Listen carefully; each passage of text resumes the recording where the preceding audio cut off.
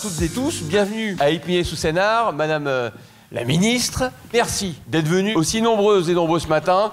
Pendant quelques années, nous avons eu quand même le sentiment que l'ensemble de celles et ceux qui travaillent pour les habitantes et les habitants de ce pays n'ont pas forcément été entendus, j'allais dire respectés à la hauteur de l'engagement qui est le vôtre. On peut avoir plein de volontés dans nos territoires, dans nos villes, mais ça ne marchera pas si effectivement on n'a pas le gouvernement à nos côtés. Cette étape, elle est essentielle, ça permet aux élus locaux de s'exprimer de manière claire sur leurs besoins, sur leurs ambitions, et que ce soit partagé dans une démarche constructive avec le gouvernement. Il y a une situation, une réalité sociale, économique très difficile dans tous les quartiers populaires de France et d'outre-mer.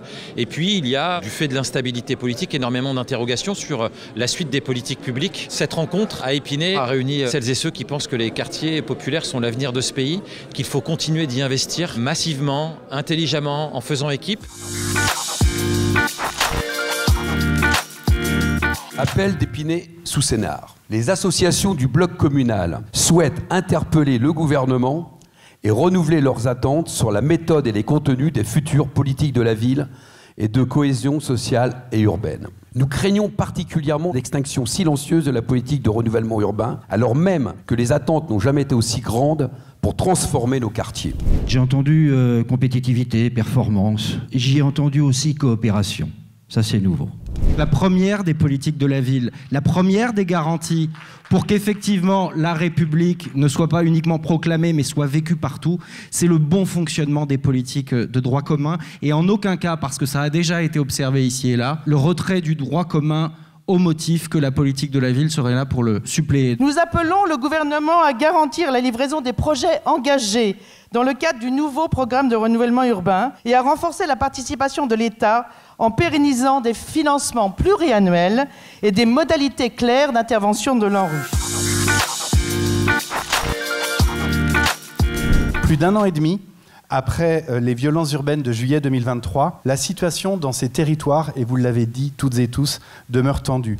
Nous avons besoin d'alliances solides, de politiques publiques stables et d'un partenariat équilibré et renforcé entre associations et pouvoirs publics. Quand vous investissez 1 euro dans le sport, les études nous font apparaître que c'est 13 euros que vous faites économiser à la société. Nous avons une conviction, c'est qu'à chaque fois qu'un parent inscrit son enfant dans un club de sport, de rugby bien sûr, c'est une victoire pour la République. Investir sur les quartiers, c'est investir sur une France unie, solidaire. Soyons ambitieux pour la France de demain et je conclurai là-dessus.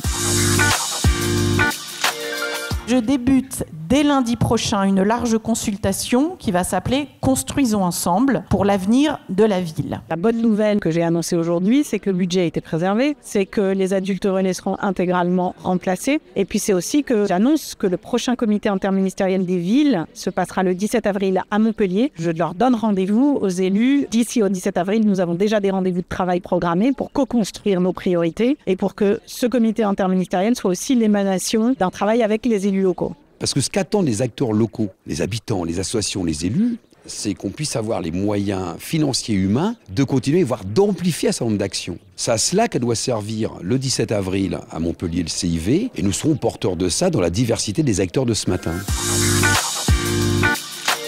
Il faut continuer à dire prioritaire, parce que c'est des centrifugeuses des inégalités sociales.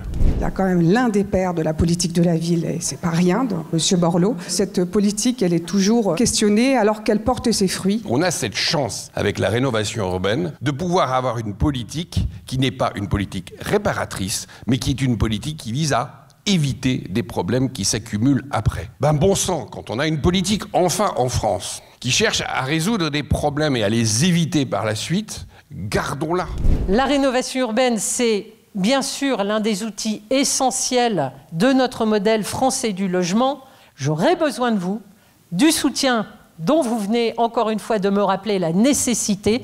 Il faudra parler d'une seule voix, partager les mêmes convictions. C'est ce que j'ai essayé de faire sur le logement et la rénovation urbaine pour préparer le budget 2025. Ça s'est plutôt fait avec succès quand on connaît l'équation particulière qu'était la construction du budget 2025. Vraiment, ça n'a été possible d'obtenir ces avancées que parce que ça a été co-construit et partagé avec les acteurs. Je parle devant les parlementaires, ministres de la République, vous tous, vous toutes. Combien de milliards ont été piqués par Bercy au logement social depuis 10 ans?